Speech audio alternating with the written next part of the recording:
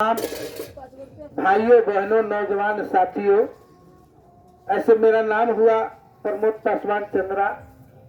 मोतिहारी जिला पिपरा स्टेशन के हम रहने वाले हैं।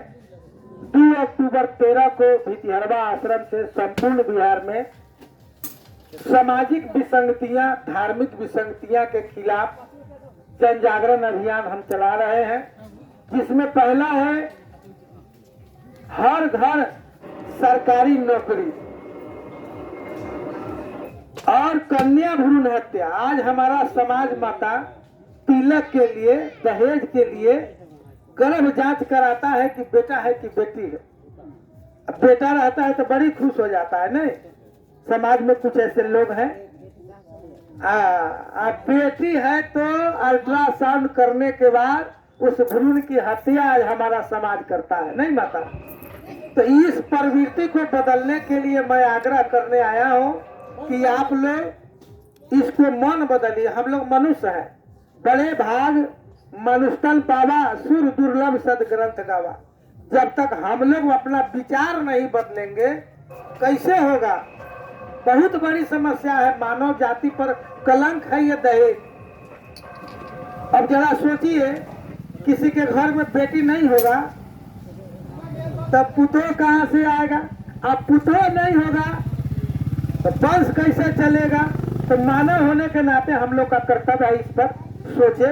और मैंने शुरू में शब्द बोला कि 2 अक्टूबर 13 से मैं मांग करता हूं सरकार से, समाज से, कि आप लोग ऐसा व्यवस्था कीजिए, मोदी जी और क्या नाम है, नीतीश जी, कि कम से कम इस झोपड़ी को देखिए। अपने समाज में आजादी के बाद 47 में देश हुआ, वो से आज ले कुछ ऐसा घर है जैसे मुसहर टोली में, चमक टोली में, राजपूत टोली में भी, ब्राह्मण टोली में भी गरीब सभी जाति में है। क्या चाचा? गरीब सब जात में होता है। और जब देखिएगा लोग तो आंसू निकलता है उसका रहन सहन, कपड़ा लता देखने के बाद। आज भी चप्पल नहीं है। 80% लोगों के घर में, गरीब के घर में चप्पल नहीं है, भर पेट भोजन नहीं है। वैसे आदमी के लिए मैं मांग करता हूँ, ये सारा आरक्षण को समाप्त कीजिए और प्राथमिकता दीजिए गरीब को। आरक्षण देना है, नौकरी देना है तो हर घर में दीजिए। जो संत पेरियार ने कहा था कि मैं उस घर में दीप जलाने चला हूँ जहाँ से सदियों से अंधेरा है। इसका राजनीतिकरण हमारे देश में होता है। आरक्षण जो एक बार ले लिया फिर दोबारा लेगा, दोबारा लेगा, वो लेगा, उसका बेटा लेगा, उसका पोता लेगा, वो इसका परपोता लेगा। यही सिस्टम चला आ रहा है हमारे देश में। मैं इसका खिलाफ हूँ कि नहीं। आरक्षण समाप्त करो, आर्थिक आधार लगाओ, आर्थिक आधार लगाओ और सभी को प्राथमिकता देकर हर घर में नौकरी दो, शिक्षा दो। अब देखिए, आपका नेता, हमारा नेता जीत कर जाता है, उसका बेटा पढ़ता है अमेरिका, रूस, जापान, हम लोग का बेटा कहाँ पढ़ता है? आंगनबाड़ी। क्या गलत?